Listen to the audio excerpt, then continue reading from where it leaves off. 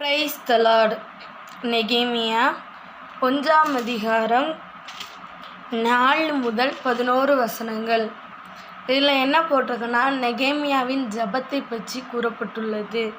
நெகேமியா எதற்காக ஜெபித்தார்னா, அவர் சிறையிருப்பில் அந்த ஆலயம்தான், அந்த ஆலயத்தை பற்றி எருசலேமின் அலங்கம் இடிக்கப்பட்டுட்டு, அப்போ அந்த வாசல் அக்னியால் சுட்டெரிக்கப்பட்டதுமாய் கிடக்குது. சரிங்களா? எருசலேமின் ஆலயம் அல்ல, எருசலேமின் அலங்கம் முழுவதும் இடிக்கப்பட்ட நிலையில் இருக்குது. அந்த இடத்துக்காக அவர் ஜெபிக்கிறார். ஜெபிக்கும்போது எப்படி ஜெபிக்கிறாருன்னா, அவர் எப்படிப்பட்டவர்னா, பானபாத்திரக்காரனாக இருக்கார் ராஜாவுக்கு. அவர் என்ன பண்ணுறாருன்னா, அழுது சில நாளாய் துக்கித்து உபவாசித்து ஜெபிக்கிறாராம்.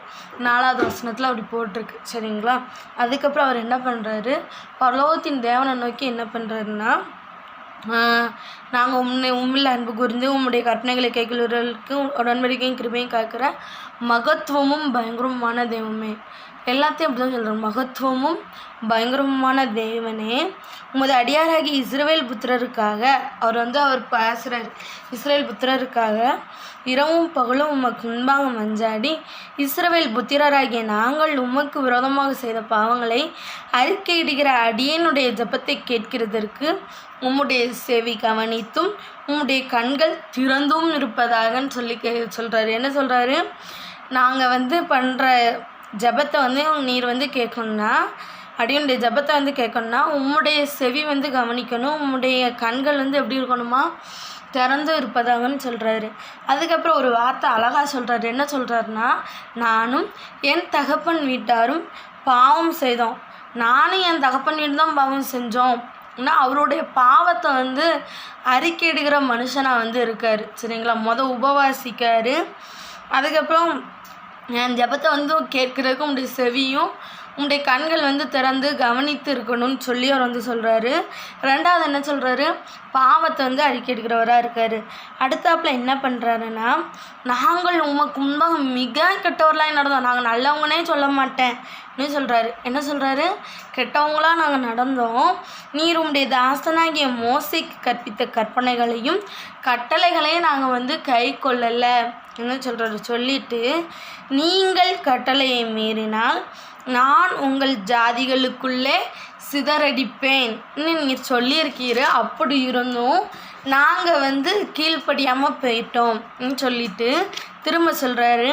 திரும்ப நீங்கள் இன்னொரு வார்த்தை சொல்லியிருக்கீங்க ஆண்டவரேன்னு சொல்லி என்ன சொல்கிறாரு, நீங்கள் என்னிடத்தில் திரும்பி ஏன் கற்பனையின்படி நீங்கள் செஞ்சீங்கன்னா உங்களில் தள்ளுண்டு போனவர்கள் வானத்தின் கடையாந்திரத்தில் தூரத்தில், ரொம்ப கடையாந்திரம்னா ரொம்ப தொலைவில், ரொம்ப தள்ளி இருந்தாலும் நான் அங்கேருந்து அவர்களை சேர்த்து என் நாமம் விளங்கும்படிக்கு நான் தெரிந்து கொண்ட ஸ்தலத்துக்கு அவங்கள நான் கொண்டு வருவேன் சொல்கிறாரு. சொல்லிட்டு என்ன சொல்கிறாரு, உடைய தாசனாகிய மோசேக்கு கட்டளையிட்ட வார்த்தையை நீங்கள் நினச்சிக்கோங்க ஏசப்பா, இன்னும் அழகாக ப்ரேயர் பண்ணுறாரு.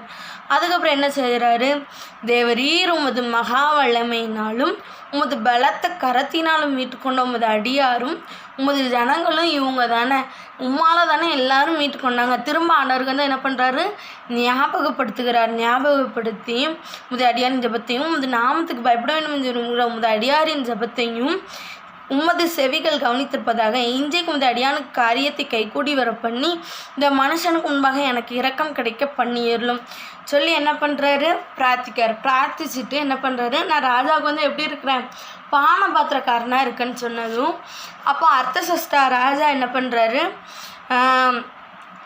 போய் இவர் பணபாத்திரம் கலக்கும்போது இவருடைய முகம் வாடலாக இருக்கும். அவர் விசாரித்து, சரி இதுதான் உன் காரியமாக, நீ போய் பார்த்துட்டு வா, நீ இதை கட்டுன்னு சொல்லி அவர் அனுமதி கொடுப்பாரு. ஆனால் ஒரு சில கூட்டங்கள், சில நபர்கள் இதை தடுப்பாங்க. அப்படி இருந்தும் இவர் ஒரு காரியம் செய்வார். என்ன பண்ணுவாருன்னா, அதை அந்த அலங்கத்தை கட்டி முடிச்சுடுவாங்க. அந்த காரியத்தை குலைப்பாங்க, அநேகம் பேர் குலைப்பாங்க. ஆனால் இவர் கட்டி முடிச்சுடுவாங்க. அந்த அலங்கத்தை நிறைய மீன் வாசல், ஆட்டு வாசல், குப்பைமேட்டு வாசல் இப்படிலாம் இருக்கும். அந்த வாசல்கள் எல்லாத்தையும் என்ன பண்ணுவாங்கன்னா கட்டி முடிச்சிருவாங்க. முடித்து அழகாக என்ன பண்ணிருவாங்கன்னா அதில் ஒவ்வொருத்தராக வச்சு அழகாக அதை என்ன பண்ணுவாங்க, ஒவ்வொரு காரியமாக செஞ்சிட்ருப்பாங்க. அப்போ அவருடைய ஜெபத்தினால என்ன ஆகுதுன்னா, அநேக பாவம் செஞ்சாங்கன்னு சொல்லி திரும்ப அவர் என்ன பண்ணுவார், நிறைய விசாரிப்புக்காரங்க எல்லாத்தையும் வச்சு எல்லாரையும் உண்மை உள்ளவங்கன்னு சொல்லி கொடுத்து எல்லாமே பண்ணுவாங்க.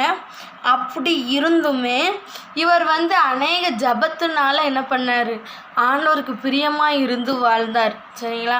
ஆண்டவர் ஒவ்வொரு நாளும் அந்த காரியத்தை அவங்க கரெக்டாக செஞ்சு முடிக்க என்ன பண்ணார், அவருடைய ஜெபத்தினால எல்லா காரியத்தையும் என்ன பண்ணுறாரு, கை கூடி வர பண்ணுகிறார். எனவே நாம் ஜெபத்தில் எல்லா விஷயத்துலையும் நாம் கருத்தோடு ஜெபிக்கும்போது ஆண்டவர் அந்த காரியத்தை கேட்டு அதை செய்ய அவர் வல்லமை உள்ளவராக இருக்கிறார். நெகேமியாவின் ஜெபத்தை கேட்ட அதே ஆண்டவர் நம்மளுடைய ஜெபத்தையும் கேட்பார். இவருடைய ஜெபம் ஒரு அழகான ஒரு இதாக ஜெபிச்சார். நானும் என் தகப்பன் வீடு தான் பாவம் செஞ்சோம்னு சொல்லி உபவாசித்து துக்கித்து செய்வார். அவர் அவ்வளோ பெரிய அரசு அதிகாரியாக இருந்தாலும் அவர் ஆண்டவரை விட்டு அவர் விலகவே இல்லை. அரசு அதிகாரியாக இருந்தாலும் பானபாத்திரக்காரனாக இருந்து திராட்சை ரசத்தை ராஜாவுக்கு பரிமாறி அதை டெஸ்ட் பண்ணி கொடுக்குறவர் தான் அவர். அப்பேற்பட்டவராக இருந்தும் அவர் என்ன பண்ணுறாரு, அழகாக ஆண்டவரோடு கூட ஒரு உறவில் ஒரு தொடர்பில் இருந்தார். இன்றைக்கி நாமளும் அவரோடு கூட ஒரு உறவுலையும் ஒரு தொடர்புலையும் நாம் இருக்கும்போது இருக்கணும்னு சொல்லி ஆண்டவர் விரும்புகிறார். ஜெபத்தை பற்றி நம்ம நிறைய காரியங்கள் கேட்டிருப்போம். தானியேல் மூஞ்சேலை ஜெபித்தான்னு சொல்லி கேள்விப்பட்டிருப்போம். ஆனால் அவரும் ஒரு அரசு அதிகாரி தான். 3 வேளையும் கண்டிப்பாக அவர் முன் செய்து வந்தபடியே செய்து கொண்டிருந்தார். நாமும் இதே போல் ஜெபத்தில் நாம் உறுதியாக இருக்கும்போது தேவபலன் நம்மை ஆட்கொண்டு நாம் செய்ய வேண்டிய காரியத்தை தைரியமாக செய்வதற்கும் ஆண்டவர் நம்மளை பலப்படுத்துவார். ஒவ்வொரு நாளும் நாம் ஜெபிப்போம். இடைவிடாமல் ஜெபியுங்கள், சோர்ந்து போகாமல் ஜெபியுங்கள்னு சொல்லி ஆண்டவர் சொன்ன வார்த்தையின்படி நாமும் இருப்போம். ஆமென். கர்த்தர் உங்களை ஆசீர்வதிப்பாராக.